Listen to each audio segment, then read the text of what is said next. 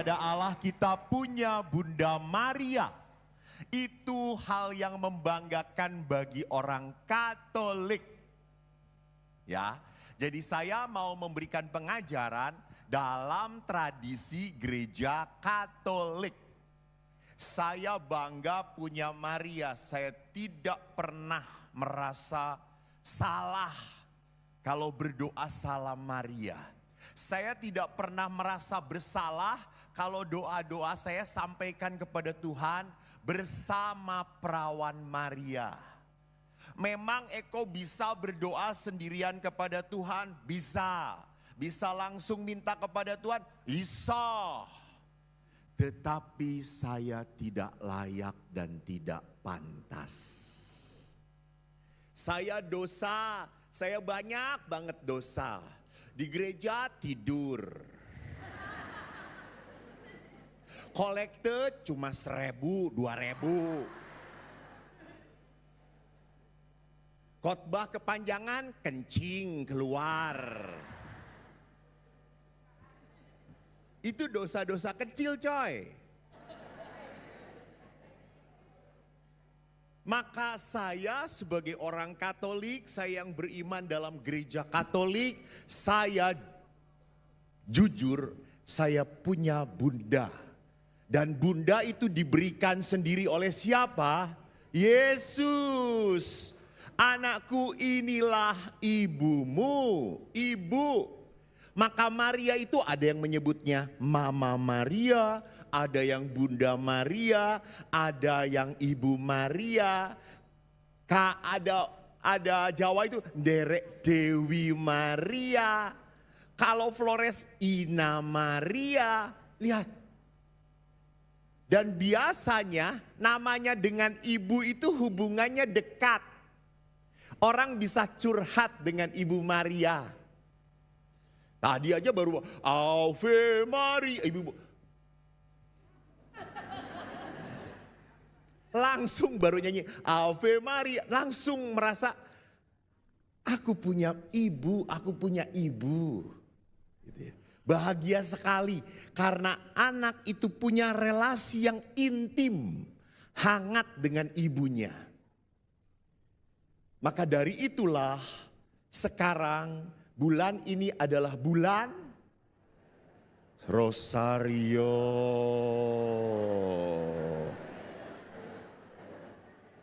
Kalau Mei bulan Maria, sekarang bulan Rosario. Jadi kita menghormati Tuhan bersama doa salam Maria yang kita ucapkan, yang kita kidungkan. Nah, saya pribadi sejak kecil oleh ibu saya diajari doa salam Maria. Sembah bektos Dewi Maria, kekasihing Allah, pangeran nunggil in panjenengan dalem. Itu Jawa banget. Saya Sundanya agak lupa malahan gitu ya. Jadi ibu saya mengajarkan kita berdoa, berdoa, berdoa. Kita punya Ibu Maria. Saya pernah punya kesaksian waktu saya ke Larantuka. Anda tahu Larantuka itu ada di Sumatera, Flores. Susah. Kalau seminar di depan mbah-mbah tuh kacau semuanya. Di Flores Larantuka, itu Flores bagian timur. Ada sebuah tradisi pada saat masa Paskah, terutama Trihari Suci, disebut sebagai Samana Santa. Saya datang waktu pertama kali. Jadi waktu itu ada perarakan Tuan Ma dan Tuan Ana. Lalu dimasukkan ke dalam gereja katedral. Saya ikut misa dengan Bapak Uskup, dengan beberapa pastor yang datang. Pada saat kami perarakan, saya tuh sudah ngelihat di awan gelap banget. Dan Bunda Maria tuh harus diarak masuk ke dalam gereja, baru misa dimulai. Saya sudah lihat gelap, saya sudah berpikir pasti hujan.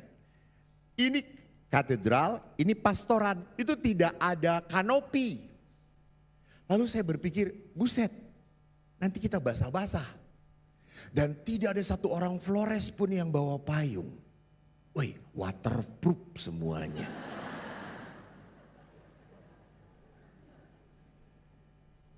Lalu saya bicara dengan Bapak Uskup, Monsinyur, rasanya sebentar lagi hujan, Monsinyur.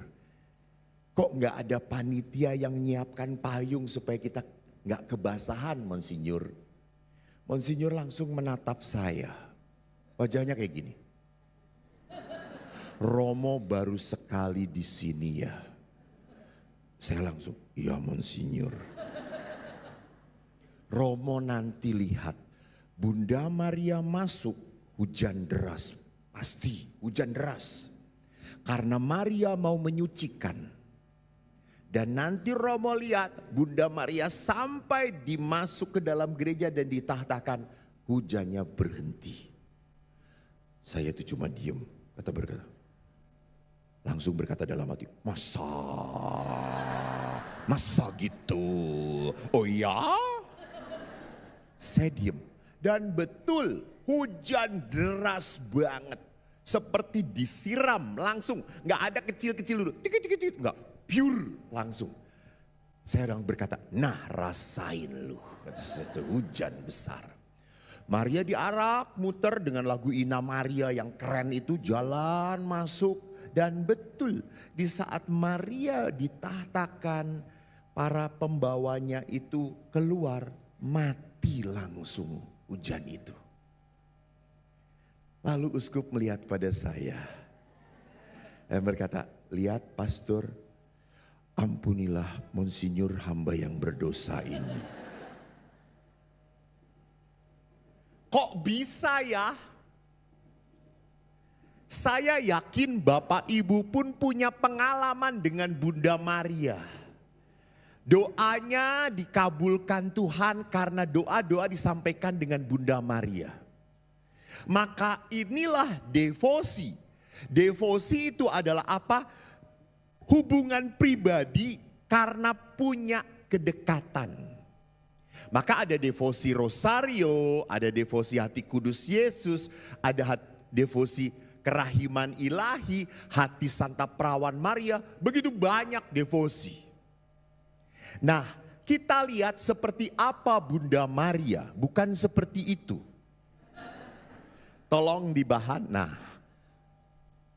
saya ingin mengajak Bapak Ibu untuk berbicara tentang Bunda Maria dari Magnificat, dari Kidung Maria. Saya bacakan terlebih dahulu ya. Beberapa waktu kemudian berangkatlah Maria dan langsung berjalan ke pegunungan menuju sebuah kota di Yehuda. Di situ ia masuk ke rumah Zakaria dan memberi salam kepada Elisabet. Dan ketika Elisabet mendengar salam Maria, melonjaklah anak yang di dalam rahimnya, dan Elisabet pun penuh dengan Roh Kudus. Lalu berseru dengan suara nyaring, diberkatilah engkau di antara semua perempuan, dan diberkatilah buah rahimmu. Siapakah aku ini sampai ibu Tuhanku datang mengunjungi aku? Sebab sesungguhnya ketika salammu sampai kepada telingaku, anak yang di dalam rahimku melonjak kegirangan. Dan berbahagialah ia yang telah percaya, sebab apa yang dikatakan kepadanya dari Tuhan akan terlaksana. Lalu kata Maria, jiwaku memuliakan Tuhan, hatiku bergembira karena Allah juru selamatku. Sebab ia telah memperhatikan kerendahan hambanya. Sesungguhnya mulai dari sekarang segala keturunan akan menyebut aku berbahagia. Karena yang Maha Kuasa telah melakukan perbuatan-perbuatan besar kepadaku dan namanya adalah kudus. Rahmatnya turun-temurun atas orang yang takut akan dia. Dia memperlihatkan kuasanya dengan perbuatan tangannya dan mencerai-beraikan orang-orang yang congkak hatinya. Ia menurunkan orang-orang yang berkuasa dari tahtanya dan meninggikan orang-orang yang rendah. Ia melimpahkan segala yang baik kepada orang yang lapar dan menyuruh orang yang kaya pergi dengan tangan hampa. Ia menolong Israel hambanya karena ia mengingat rahmatnya seperti yang dijanjikannya kepada nenek moyang kita, kepada Abraham dan keturunannya untuk selama-lamanya. Dan Maria tinggal kira-kira 3 bulan lamanya bersama dengan Elisabet, lalu pulang kembali ke rumahnya. Demikianlah sabda Tuhan, terpujilah Kristus. Lihat bahwa ada kuasa Tuhan terjadi pada Elisabet karena Elisabet mandul. Dia sudah tidak mungkin punya keturunan, tetapi karena Tuhan terjadi. 2, Maria sedang bertunangan dengan Yusuf. Malaikat Gabriel datang dan memberi salam kepada Maria. Engkau terberkati. Engkau akan mengandung seorang anak dan akan dinamai Yesus. Maria bukan ragu, bukan mempertanyakan. Maria hanya mengatakan, bagaimana mungkin itu terjadi? Karena aku belum bersuami. Gabriel berkata, Roh Kudus akan turun atasmu. Lihat. Jadi perhatikan, ini 2 perempuan yang diberkati dengan Roh Kudus. Ada kuasa Tuhan. Jadi kalau Tuhan sudah campur tangan, seringkali tidak masuk akal. Itu yang dikenal dengan apa? Mujizat. Mujizat. Mujizat terjadi. Karena Tuhan campur tangan. Hal yang tidak mungkin menjadi mungkin. Ibu, bapak, jangan berpikir mujizat itu selalu yang besar-besar. Tidak. Banyak hal mujizat yang kecil-kecil dalam hidup kita. Contoh, makan. Makan aja.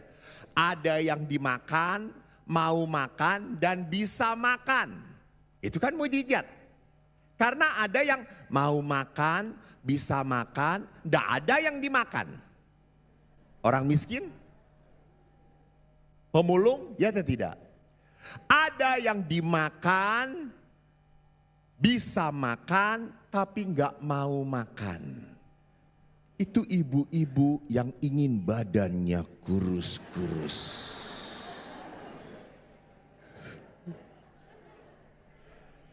Padahal banyak yang dimakan, bisa makan. Enggak, puasa. Ibu-ibu seperti ini tuh bagus. Karena dia tahu, ingat. Yesus ke surga bagaimana? Diangkat ke surga. Jadi kalau pengikut Yesus gendut-gendut, nanti malaikat mengangkat dan malaikat berkata, ih gendut, dia lepasin lagi.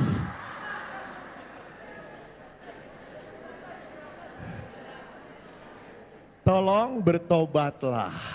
Pintu kerajaan itu dengerin.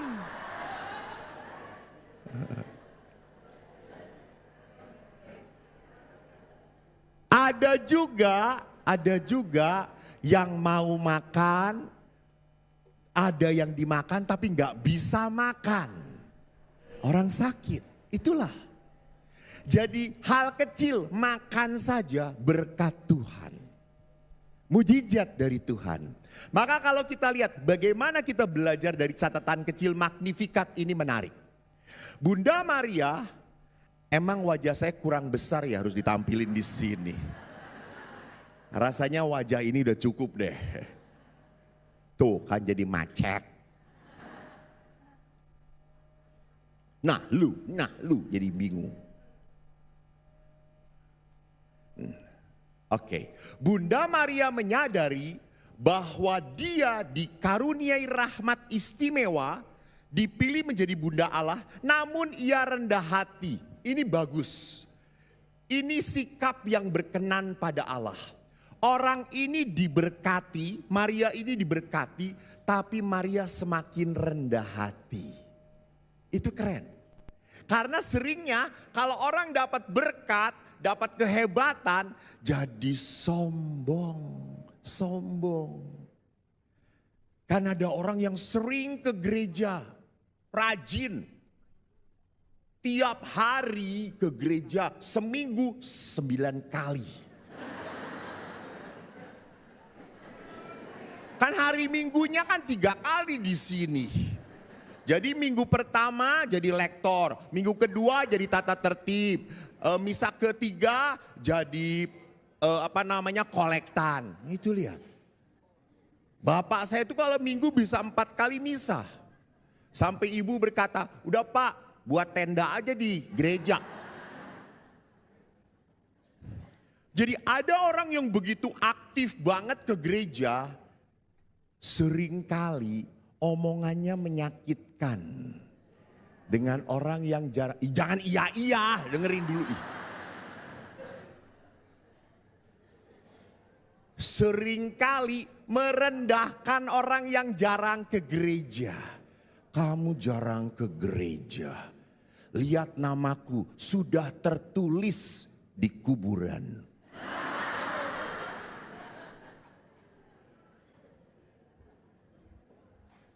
Ini yang disebut sebagai orang yang angkuh hati, sombong rohani. Juga sama, misalnya ada orang yang ikut persekutuan doa, itu toh. Lalu kan ada bahasa dalam roh. Lalu bisa berbahasa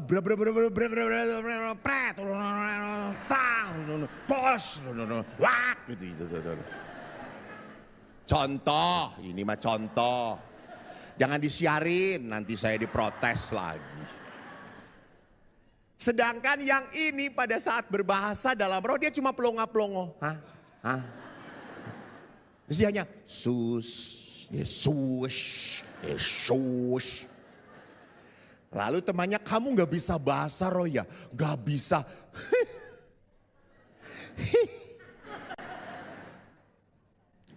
Orang dikaruniai. Oh ada ini, ada penterjemah. Saya pikir ngapain dia di sini?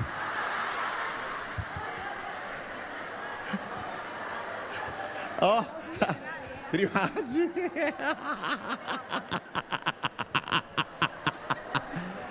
Hai, Santo Ignatius ini kaya banget ya, penterjemahnya aja dari India, coy. Aca.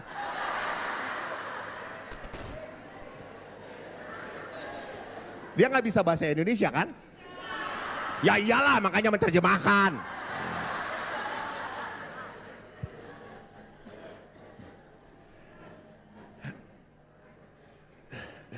Sama, sering kali juga kita berpikir saya diberkati, saya makin banyak. Dan kita lupa setelah diberkati, kita pun harus membagi berkat. Ibu-ibu jangan lupa kalau membagi berkat itu bukan masalah money, uang, bukan. Ibu senyum, itu berkat. Ojo mang plonga-plongo. Udah giginya tinggal 2, nyebelin lagi.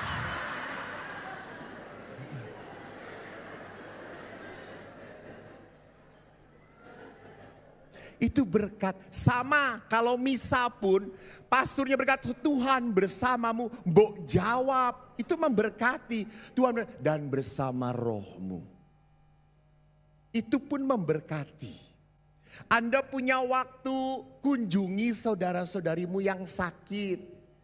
Doakan, jangan ngegosip. Romonya sering datang enggak? Enggak, memang Romo itu males. Kunjungan itu berbagi berkat. Maka lihat di sini, Maria tidak hanya diberkati, tetapi ia tetap rendah hati. Saya diberkati Tuhan bukan karena saya baik, tetapi karena Tuhan baik. Misalnya contoh, ibu-ibu di sini pada misa. Ini kan dari PD Santa Ana. Misa jam 5, setengah 5 sudah datang rosario hening. Yang sini kan anak-anak kegelapan. Contoh, jangan tersinggung. Misa jam 5, pas komuni baru datang. Lalu komunilah mereka satu-satu. Tubuh Kristus, tubuh Kristus, tubuh Kristus. Saya tanya, ini kan datangnya terlambat. Gak mempersiapkan. Apakah ibu-ibu yang di sini menerima tubuh Kristus? Hah? Menerima tubuh Kristus atau tidak? Menerima tubuh Kristus atau tidak? Apakah yang diterima tubuh Kristus atau hosti? Tubuh Kristus.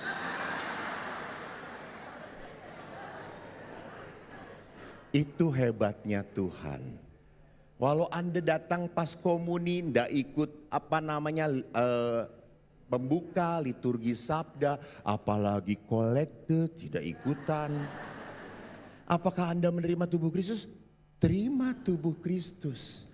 Hanya mereka menerimanya dalam keadaan tidak pantas, maka tidak ada gunanya. Tidak ada pertumbuhan rohaninya, tidak akan menyentuh.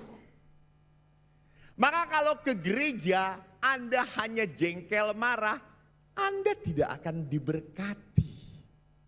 Anda baru duduk saja romone sing iki.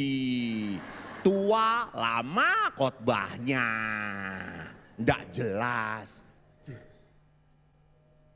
Jadi duduklah tenang, hening, Tuhan mengundangmu, Tuhan mau memberkatimu, berkat. Terimalah dengan rendah hati. Terimalah dengan rendah hati. Saya tidak pantas, tapi saya kau undang untuk di sini. Tidak hanya itu, dalam Magnificat, ini ngotot emang komsosnya. Maria menganggap segala yang baik sebagai karunia belas kasih Tuhan. Jadi semua yang baik itu berasal dari Tuhan. Dan kalau semua yang baik berasal dari Tuhan, harus mendatangkan apa?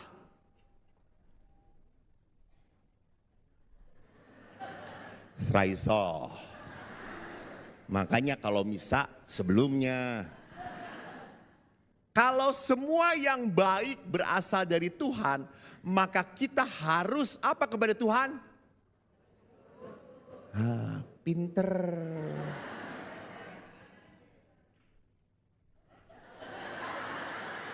Yang protes silahkan, pintu ada dibuka di luar. Justru kebaikan Tuhan harus melahirkan pujian, rasa syukur. Semua kebaikan yang diberikan Tuhan harus membuat manusia bersyukur. Bersyukur. Maka Santo Paulus selalu mengingatkan, bersukacitalah senantiasa dalam doa dan ucapan syukur. Bersyukur. Bersyukur. Walaupun sulit disyukuri, yang paling sulit disyukuri adalah hidup bersama pasangan. Selalu jengkel tiap hari. Apalagi suami itu makin tua makin budek. Diajak ngomong, hah? Hah?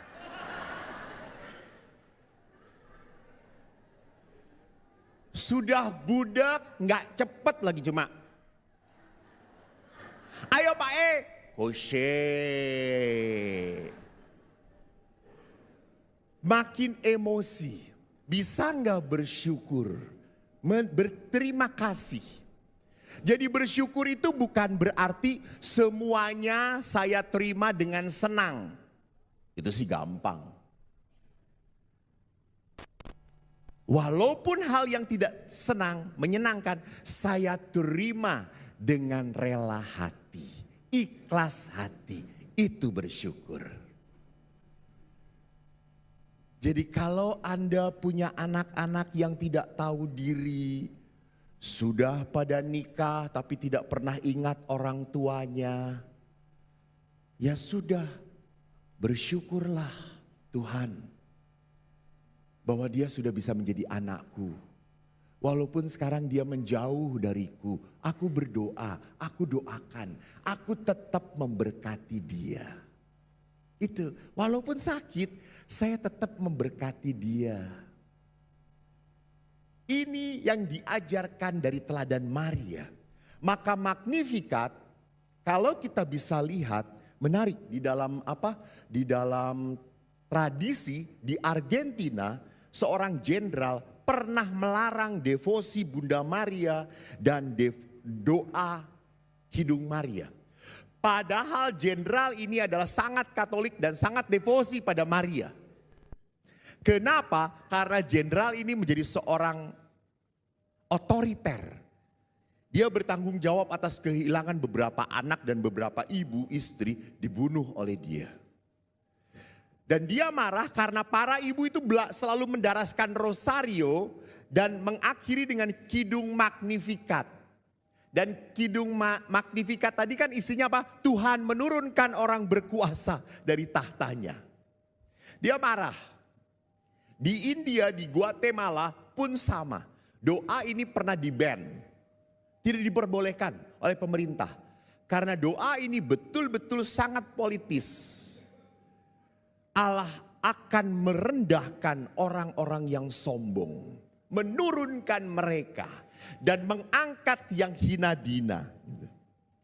Maka kalau kita telusuri, Magnificat Maria adalah inti doa yang sesungguhnya. Jadi doa itu tidak hanya belajar dari Bapa kami, tapi kita belajar dari Magnificat Maria, Kidung Maria. Apa dikatakan? Fokus doa Magnificat adalah Tuhan Allah yang Maha Kuasa yang melakukan hal besar di antara kita.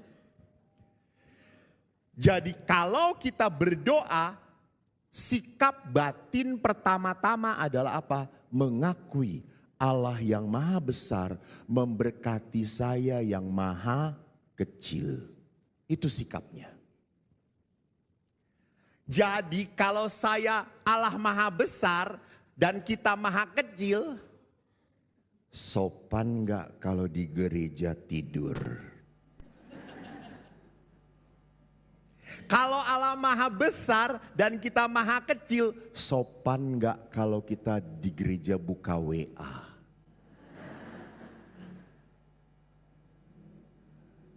Betul? Kalau Anda sudah sadar dan masih melakukan, biar Tuhan mengambil nyawa Anda.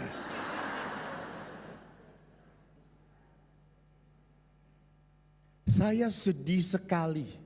Suatu saat saya misa, saya waktu itu belum terkenal. Anda gak suka gak apa-apa.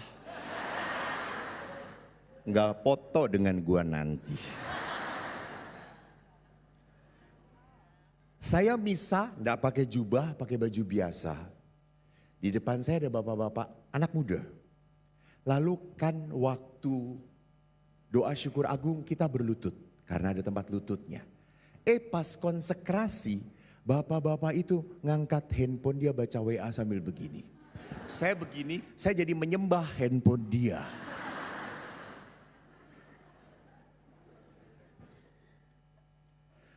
Saya prihatin. Lah kok hanya untuk 1,5 jam aja dari seminggu loh ya. 1,5 jam kita di Ekaristi. Loh kok gak mau taat sih? Katanya Allah Maha Besar, kita maha kecil. Lah kok kampret sih? Saya sedih banget. Kadang-kadang kalau sedang misa tiba-tiba bunyi keluar. terima telepon dulu, edan. Dia nggak tahu kalau Tuhan sudah memanggil dia kayak apa. Jadi ini orang yang tidak punya sikap batin yang baik dan benar.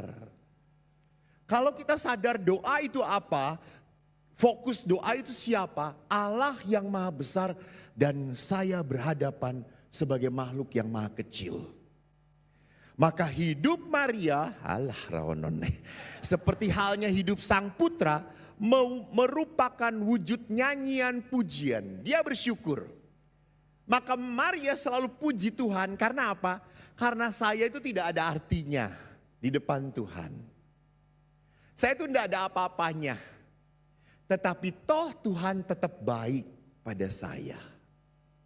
Toh Tuhan tetap memberkati saya.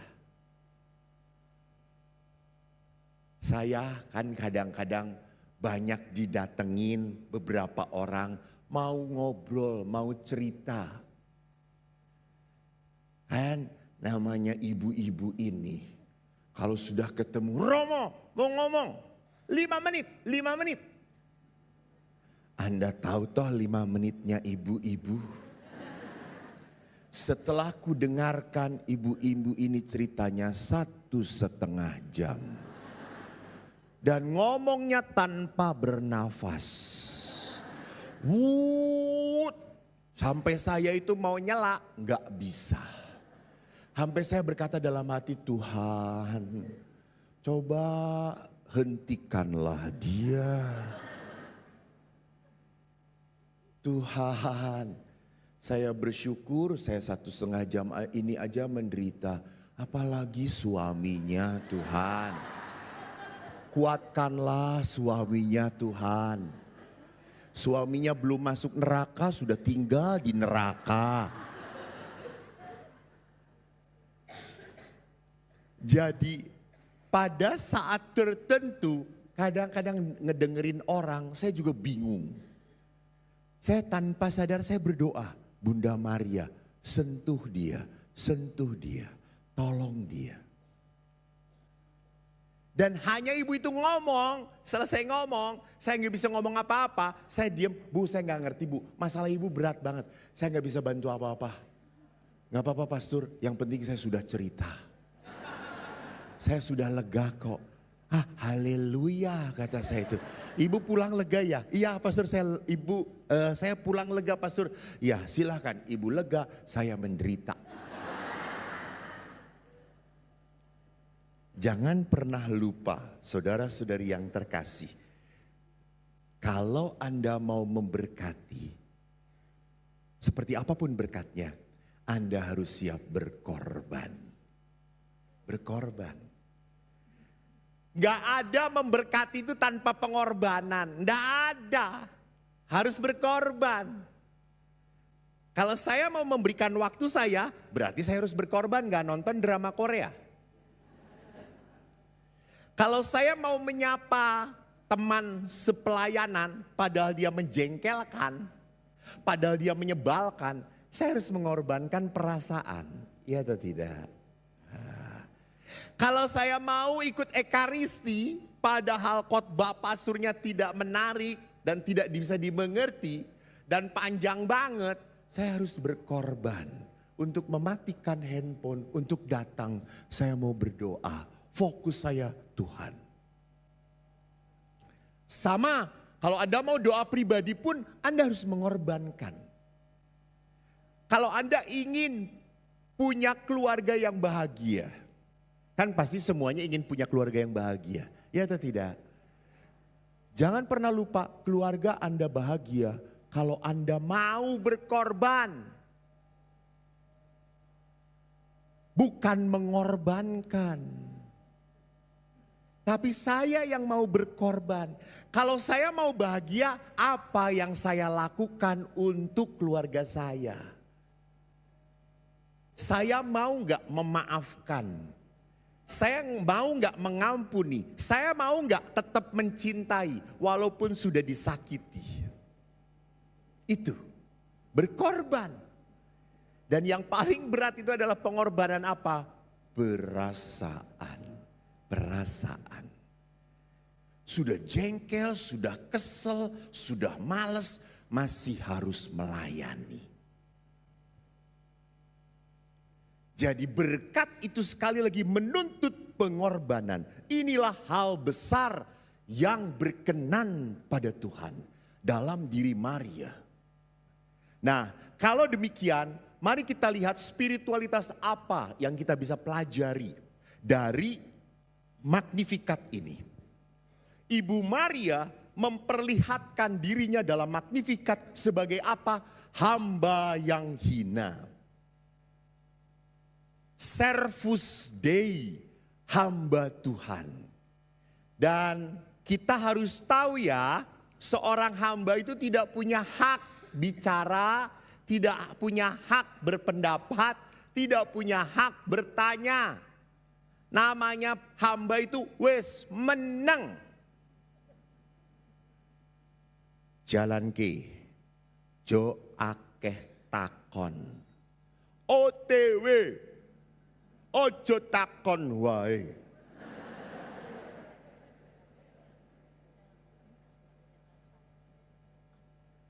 Jadi kalau Maria itu hamba, Maria sadar, walaupun saya tidak mengerti apa sih yang Tuhan mau, apa sih yang Tuhan maksud, tapi Maria menerima, itu hamba, itu hamba. Siapa yang mau jadi hamba Tuhan di sini? Ingat loh, iya ada yang banyak yang tidak mau. Ulangi, siapa yang mau jadi hamba Tuhan di sini? Bagus. Tuhan yang belum mau mengangkat Tuhan, angkatlah jiwanya.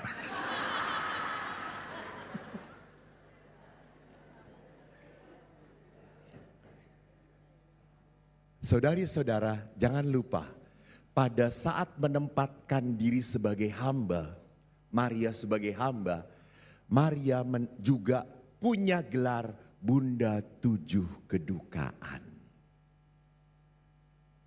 Jadi kalau saya mau jadi hamba, saya harus siap apa? Berduka. Saya harus siap apa? Berkorban. Hamba. Karena banyak sekali dalam kehidupan, kejadian yang terjadi pada kita tidak seperti yang kita bayangkan. Tidak seperti yang kita inginkan. Kan banyak ibu-ibu tuh Romo, saya itu ingin punya mantu yang baik, mantu laki-laki yang baik pada anak saya. Hormat pada mertuanya, rajin kerja, rajin berdoa, takut akan Tuhan, selalu setia ke gereja. Terus saya ngomong, ibu, anak ibu pasti dapat pasangan di surga nanti.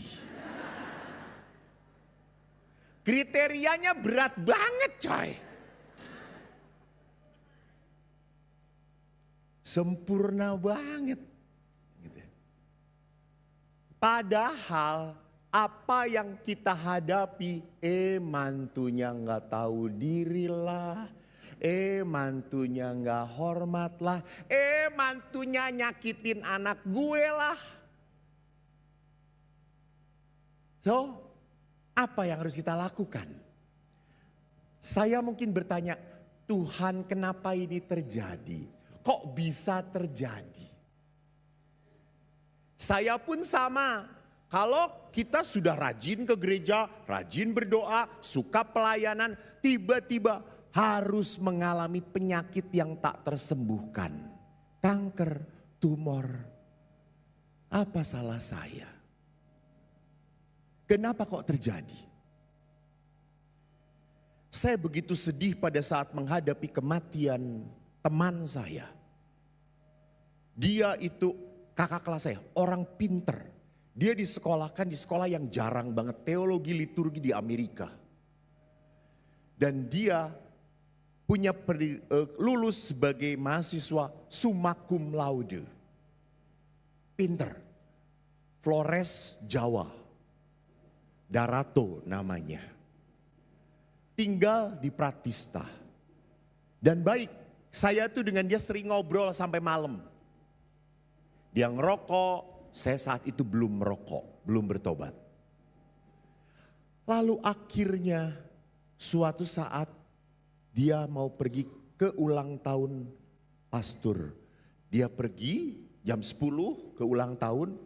Nah jam 12 dia tuh tidak mau makan bersama dengan yang ulang tahun. Dia mau makan bersama kami di Pratista. Naik motor, Pratista itu kan konturnya naik ke atas. Dia naik motor dari bawah, kenceng. Ya karena kalau tidak kenceng sulit, karena itu nanjak banget, kenceng. Tiba-tiba di seberang dia ada angkot berhenti. Dan waktu dia mau melewatin angkot, dari belakang ada motor yang nyalip angkot. Jadi beradu dan meninggal. Pada saat itu saya sebagai pastor saya berontak. Tuhan, kami sudah menyekolahkan dia. Sudah sekolah bagus-bagus, dia itu mau jadi dosen terbaik di tempat kita. Nggak ada lagi. Ini satu-satunya. Lah kok mati? Matinya pun mengenaskan. Dan dia pastor, nggak salah.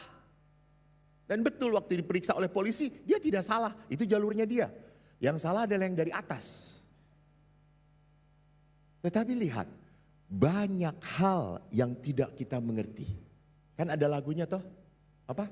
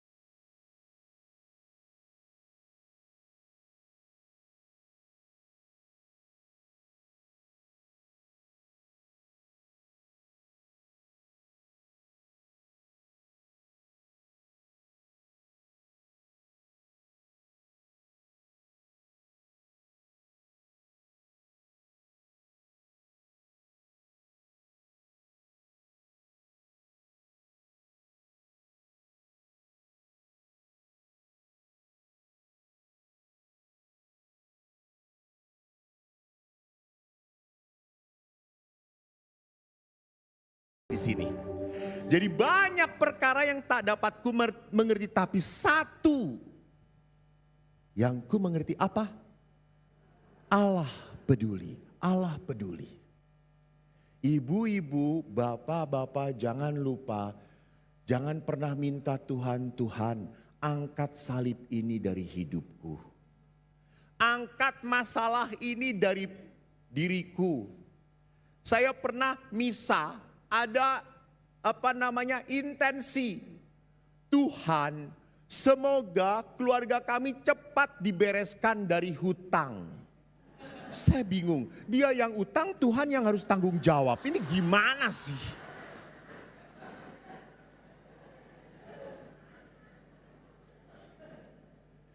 Lu yang enak, Tuhan yang harus bayar. Iya sih Tuhan babelu, tapi gak bisa seenak seperti itu. Jadi Allah tidak akan pernah mengangkat masalah kita. Allah tidak akan pernah mengangkat penderitaan kita. Allah menguatkan kita. Allah peduli, peduli. Ya udah hilangkan masalahku. Enggak. Pegang. Yesus pun sama, atau ingat gak? Waktu di Taman Getsemani, gimana Yesus berteriak? Tuhan, kemana engkau pergi? Aku di sini. Bukan itu Bu ngomongnya. Ibu ini ngikutin saya.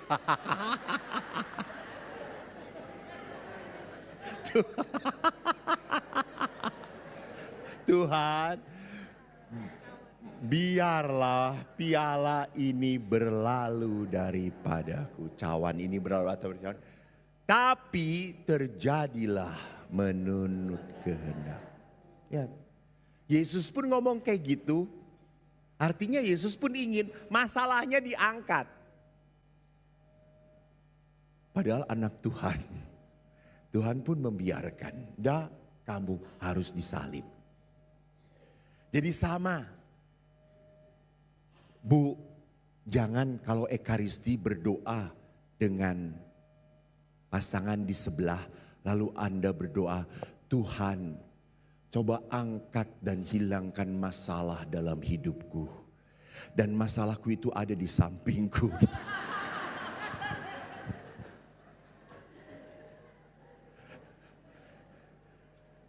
Jadi Allah mengerti, Allah peduli, betul, betul, amin, amin. Tapi jangan berharap Allah menghilangkan masalah kita. No, Allah menguatkan kita. Allah menjadikan kita berani apa? Berani tetap melangkah. Bukan melangkah dalam kehidupan penuh ketakutan, keraguan, kekhawatiran.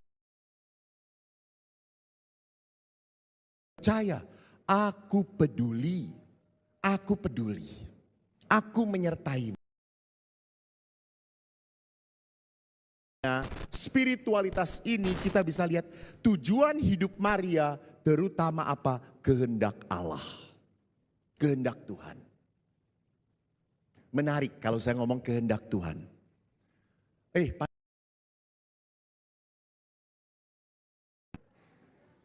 Sampai jam berapa, Bu? Jam 2, maaf amplopnya cuma sampai jam 2.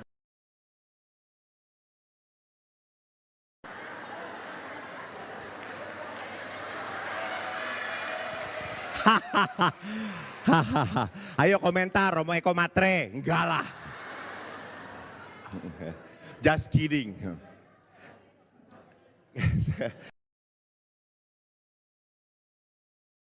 Batu gitu ya.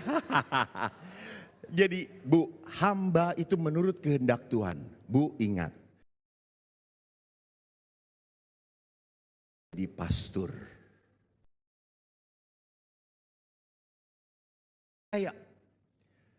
Saya yakini. Tapi nanti baru terjadi benar setelah saya mati dan saya pakai kasula. Saya tetap pakai jubah. Saya tidak tergoda. Maka karena saya percaya ini adalah kehendak Tuhan, saya jadi pastor, saya jaga panggilan saya. Saya jaga. Saya tidak pernah menyesal walaupun ada suami istri baik, sayang-sayang, pegang-pegang. Halah pret lah gitu ya. Itu iklan doang lah gitu saya itu.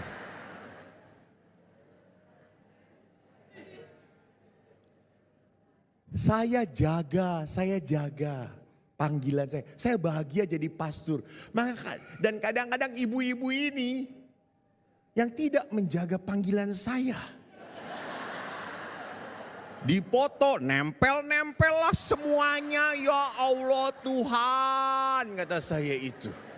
Ini bukan tembok, kata saya.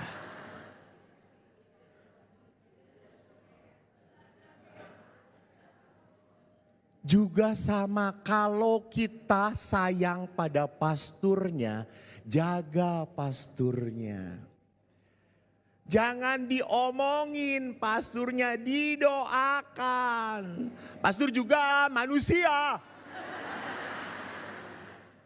Punya nafsu, punya keinginan. Jadi tolong jangan bertemu pastor, roknya naik, ininya turun.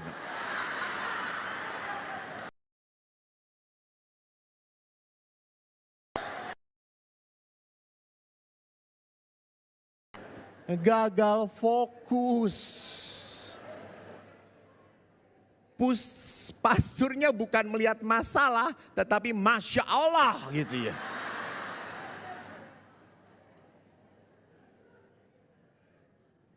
Jadi lihat. Dijawab, mbok-mbok yang datang. Walaupun baru ngobrol 5 menit.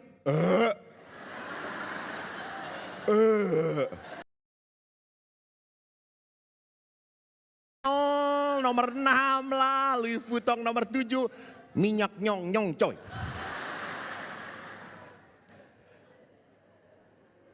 Lalu yang menariknya adalah kalau udah mbok-mbok ngobrol itu, kalau udah ngasih stipendium, dia keluarkan dari BH-nya.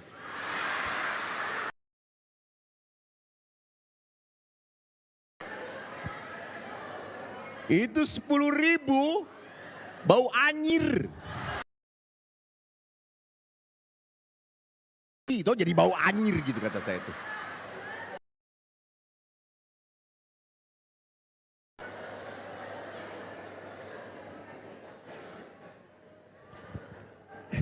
Udah, bisa diterjemahkan tadi.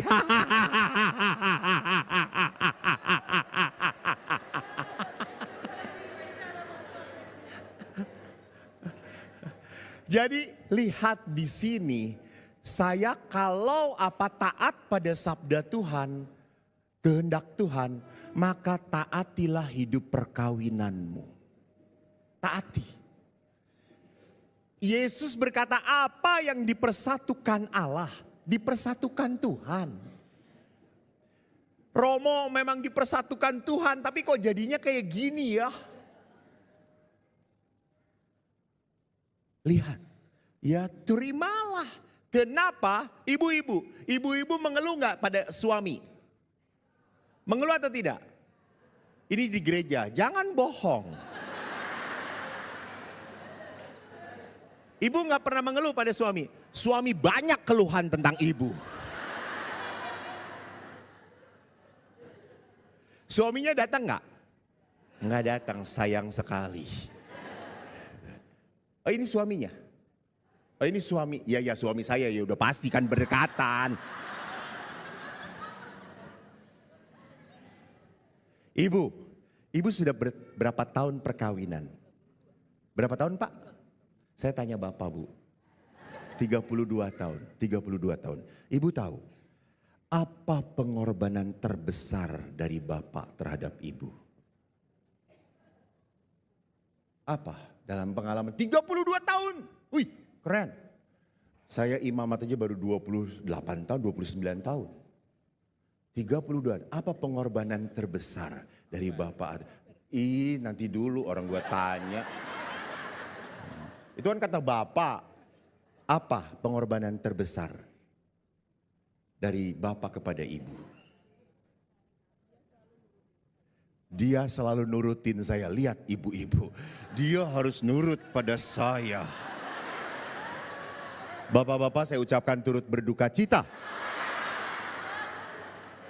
Lu gak nurut, mati lu. Bu ingat ya, pengorbanan terbesar bukan hanya itu. Pengorbanan terbesar dari Bapak kepada Ibu adalah apa? Kawin dengan Ibu. Jadi kalau kita coba lihat panggilan, maka kita harus rawat. Kita harus pelihara. Itu taat pada sabda Tuhan. Walaupun Anda dikecewakan, walaupun Anda marah, maaf. Walaupun dia sudah selingkuh, dia harus dimaafkan. Anda mungkin berkata, Romo ngomong enak aja.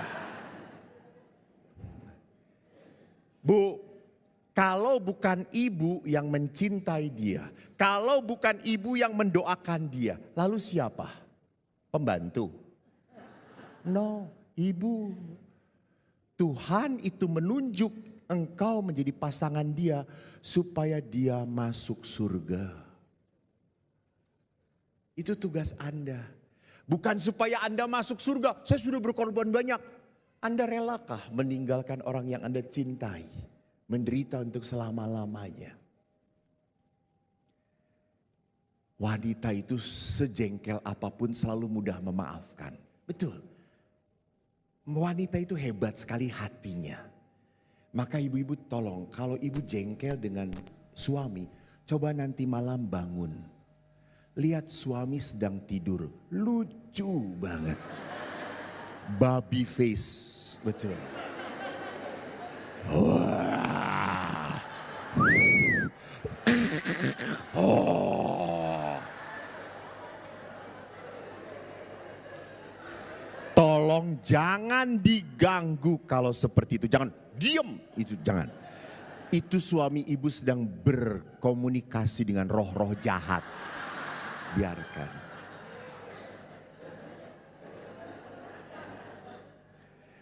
Jadi sekali lagi kita lihat di sini, kalau saya mau meneladani Maria setia pada kehendak Allah, Jangan pernah dilupakan, Allah memberkati saya lewat pasangan saya. Maka kalau ibu mengeluh kepada suami, ya wajar, suami kan gak sempurna. Suami ngeluh pada istri, ya wajar karena istri tidak sempurna. Maka Bapak Paus mengingatkan, karena suami tidak sempurna, istri tidak sempurna, anak-anak tidak sempurna, kita punya orang tua tidak sempurna. Bagaimana keluarga ini jadi sehat? Harus bisa saling mengampuni, mengampuni. Apalagi gereja mengatakan rumah itu adalah jalan kekudusan. Kudus. Ada enggak orang kudus masuk surga, hidupnya tenang-tenang di dunia ini, bahagia-bahagia sekali? Semuanya lewat apa? Penderitaan dan pengorbanan. Ya atau tidak? Jadi orang kudus itu menjadi kudus lewat penderitaan dan pengorbanan. Jelas? Jelas? Jadi syukur kepada Tuhan kalau Anda punya suami yang menyebalkan. Karena itu jalan Tuhan supaya Anda jadi kudus. Bapak-bapak bersyukurlah kalau punya istri cerewet. Bersyukurlah, itu jalan Tuhan menguduskan. Jadi kalau istri sedang cerewet, jangan bersedih. Terus mah. Biar saya masuk surga mah, terus.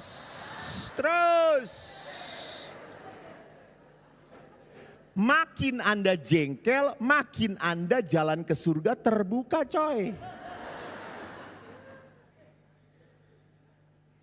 Jadi manusia hidup dalam ketidaksempurnaan, justru kelemahan pasangan dijadikan alat Tuhan untuk menguduskan kita. Untuk menguduskan kita, maka terimalah. Nah, Maria adalah orang yang dibungkus oleh Tuhan dalam cinta. Dan dalam Magnificat kita bisa menyaksikan hidup Maria punya relasi baik dengan Tuhan. Nah, ini yang juga penting. Kita tuh kuat berkorban, tahan berkorban kalau berdoa. Punya relasi intim dengan Tuhan. Karena kalau tidak berdoa, Anda gak akan kuat. Gak akan kuat. Saya selalu ngomong, Bu, Pak, yang perkawinan apalagi yang muda-muda, lu doa banyak deh. Kenapa? Karena suami lu akan berubah setelah pacaran. Berubahnya tidak 360 derajat, 180 derajat. Betul. Karena sekali lagi kalau orang tidak berdoa, tinggal dalam Tuhan, dia akan tinggal di dalam kesakitan. Dia akan tinggal dalam kemarahan. Dia akan tinggal dalam kejengkelan. Maka tidak salah kalau dalam Injil Yohanes, akulah pokok anggur dan kamulah rantingnya. Kamu tidak bisa berbuat apa-apa kalau tidak tinggal dalam aku. Jadi kita tidak bisa memaafkan. Kita tidak bisa menerima kelemahan pasangan kita kalau saya tidak tinggal di dalam Tuhan. Di dalam Tuhan. Maka peliharalah doa pribadi, doa bersama, ekaristi. Dan sakramen pengampunan. Harus punya kebiasaan. Ini saat bagi kita untuk tinggal dalam Tuhan. Juga tentunya membaca kitab suci. Maka hati Maria sungguh dipenuhi oleh Allah di dalam apa? Relasi. Dan Allah pun betah tinggal di hati Maria. Allah itu kudus. Allah itu hanya bisa tinggal diam di tempat hati yang kudus. Maka kalau orang ini setia hidup dalam doa, dalam hidup rohani, maka Allah selalu tinggal di dia. Tapi orang itu juga ada yang tidak pernah mau mendengarkan suara Tuhan. Lama-lama hatinya pekok. Cuek. Dia tidak punya rasa salah lagi. Dia menghina saudaranya nggak punya rasa salah. Dia tidak ke gereja nggak punya rasa kurang. Nggak ada yang beres, biasa-biasa aja. Yang lain juga kayak gitu. Maka sering juga cukup banyak suami istri diam-diam saling meninggalkan satu sama lain. Nggak cerai, tapi pisahlah. Status apa? Aku lupa ya. Status apa kok pisah ranjang? Relasi tanpa status juga ada. Tetapi ini adalah statusnya tidak jelas. Padahal suami istri berjauhan. Tidak mau bersatu. Jadi di sini kenapa bisa terjadi? Sekali lagi karena orang itu tidak bisa betah tinggal dalam Tuhan. Nah, beberapa kesaksian Maria dalam Magnificat dikatakan Allah itu adalah sang cinta, sang kasih. Maka kalau Allah itu cinta total dan tanpa batas, cinta Allah itu hanya bisa kita terima pada saat kita mau masuk kepada Tuhan. Saya itu kan kemarin ziarah ke Holy Land. Saya itu sudah takut ke Holy Land. Karena tahun 2023 waktu saya ke Holy Land pas ada bom. Jadi kita tidak bisa masuk. Takut. Sebagian mau, sebagian tidak mau. Karena yang lain ngomong, "Mah, udah jangan masuk, bahaya, nanti kena peluru, bom, udah gak perlu. Kita berdoa aja biar berapa tahun lagi kita bisa masuk ke Holy Land." Yang lain mau, tapi akhirnya batal. Nah 2025 ini saya harus mendampingi Holy Land. Padahal saya gak mau sebetulnya. Tapi ya sudahlah, mau datang. Anda tahu di Holy Land itu sepi. Karena orang takut.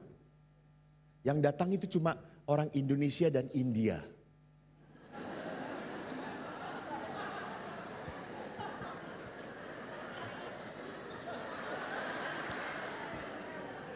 Karena orang Indonesia dan India kalau mati di sana nggak akan dicari oleh negaranya. Karena terlalu banyak penduduknya. Lalu yang menarik, saya kalau ke sana, kan kalau ke Holy Land semuanya adalah tempat-tempat perjanjian lama dan perjanjian baru. Saya ke mana? Tempat di mana Yesus dibaringkan. Di mana Yesus wafat. Di mana Yesus disalibkan, di Golgota. Saya itu tidak pernah memegang tempat di mana salib Yesus dipancangkan. Itu tuh antrinya ngeri banget. Dan itu harus naik. Dan naik tuh tangganya tinggi-tinggi. Oma-oma mah susah lah. Berat banget. Harus naik. Nah waktu saya ke sana kosong. Di depan saya ibu-ibu. Ibu-ibu ini selama perjalanan gak bisa begini tangannya tuh. Gak bisa begini. Dia begini sampai gini aja. Kalau makan pakai tangan kiri. Dia kesakitan. Gak tahu karena apa. Lalu pada saat dia sampai di tempat salib Yesus dipancangkan, dia memegang dan dia menangis terseduh-seduh. Saya di belakangnya. Lalu saya melihat, oh belum panjang, saya diamkan. Tapi lama-kelamaan kan orang depan mendesak, orang belakang saya mendesak. Saya berkata, Bu, sudah.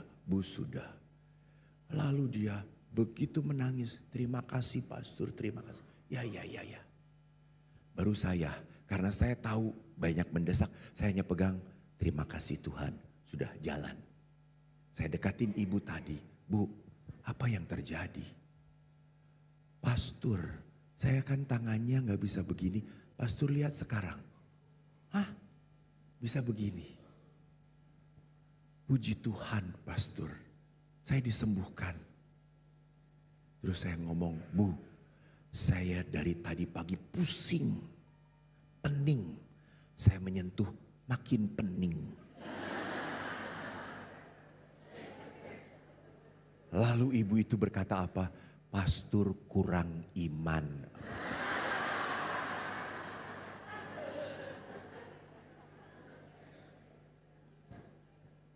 Lihat, apa bedanya ibu itu dengan saya? Ibu itu datang percaya Tuhan bisa menyembuhkan. Tuhan bisa menyembuhkan. Dan Tuhan tunjukkan kepercayaan ibu. Eko datang ingin tahu. Lobangnya segede apa? Dalamnya seperti apa? Ya sudah tahu doang. Dan Tuhan tidak menyembuhkan. Karena cuma ingin tahu. Mengerti bedanya? Itu. Jadi di sini lihat, kalau kita datang sungguh mencintai Tuhan, sungguh percaya Tuhan, maka Tuhan pun akan tunjukkan berkat-Nya. Jadi saya selalu mengatakan ibu-ibu, kalau punya masalah, punya penderitaan, punya sakit, yang gak sembuh-sembuh, kecewa atau tidak? Perasaan normal lah, perasaan normal. Kecewa atau tidak? Sedih atau tidak? Hah? Sedih atau tidak? Betul, betul, Anda normal. Coba angkat tangan siapa yang gak punya masalah? Hanya orang gila yang tidak punya masalah. Orang yang hidup punya masalah, punya kekhawatiran, punya ketakutan. Betul, ya. Tapi yuk kita belajar dari kitab suci. Mujizat itu terjadi karena ada penyakit dan ada masalah. Betul kan? Betul. Gak mungkin Yesus membuat mujizat iseng. Tiba-tiba ngeliat jadi muda. Gak ada. Yesus. Enggak. Yesus selalu, Tuhan tolong, aku ingin melihat. Tuhan tolong sembuhkan anakku yang kerasukan setan. Tuhan tolong jamah anakku yang mati. Semua dari apa? Penyakit dan masalah. Jadi Bapak Ibu, kalau Anda punya masalah, punya kegelisahan, ketakutan, percayalah Anda kandidat untuk dapat mujizat. Tapi apa? Percayalah. Percayalah. Karena kalau orang sudah percaya itu apa? Berserah. Kan ada sebuah cerita yang menarik. Seorang anak, papanya itu tukang gali sumur. Lalu suatu hari papanya sedang menggali sumur. Dari pagi sampai sore papanya nggak naik-naik. Lalu anak itu, kok papa nggak naik-naik? Lalu dia ke pinggir sungai, dia lihat gelap. Dia teriak, "Pah!" Ada jawaban, "Pah, oi, Papa sedang gali sumur?" "Iya, masa main bola di sini, sedang gali sumur." "Dalam banget, Pah." "Iya, aku gak bisa ngelihat Papa. Iya, gelap di sini, Nak." "Pah, aku mau turun." "Boleh, boleh. Aku loncat ya." "Iya, silahkan." Papa tangkap. Pada saat anak itu berani meloncat ke bawah. Kenapa dia berani? Karena dia percaya ayahnya akan menopang dia. Tidak mungkin ayahnya iseng. Bro, wah telat le. Tidak mungkin. Itu iman. Berani masuk ke dalam kegelapan. Walaupun gak mungkin, walaupun orang ngomong gak bisa. Tetapi saya percaya. Saya kemarin bertemu dengan seorang ibu yang memberi kesaksian. "Pastor, saya dianugerahi Tuhan hidup yang kedua kalinya." "Woi, ibu pernah masuk ICU?" "Ya." "Sakit, Bu?" "Tidak." "Terus kok bisa masuk ICU?" "Saya mau dibunuh oleh suami saya." Jadi suaminya ini punya selingkuhan. Dan ibu ini tahu. Dan ibu ini ditekan terus dipukuli, akhirnya apa? Masuk ICU. Dan ibu ini terselamatkan. Waktu ibu ini selamat dan hidup lagi, dia minta nasihat kepada pastor dan beberapa psikolog, mengatakan suami ibu sudah nggak bisa dipercaya. Sudah berusaha mau membunuh kamu. Sudah anulasi saja. Tapi pastor, saya berkata, tidak. Dia suami saya. Saya tetap menerima dia. Saya sampai, hah? Iya, saya menerima dia. Kenapa Bu? Karena saya sudah berjanji di depan Tuhan. Saya sudah berjanji di depan Tuhan. Emang ibu gak marah, emang ibu gak jengkel, emang ibu gak sakit hati? Ya sakit hati, ya jengkel, ya marah. Lalu apa yang membuat ibu kuat? Saya berdoa, pastor. Doanya apa? Kuatkan saya, kuatkan saya. Dan Tuhan menguatkan saya. Wow, ini kesaksian loh. Jadi kalau Anda pernah sakit hati, kecewa, Anda gak sendirian. Anda jangan berkata, hidup saya susah, sulit banget. Lihat yang lain. Mereka pun mengalami yang sama. Yang penting apa? Berani gak tinggal dalam cinta Tuhan.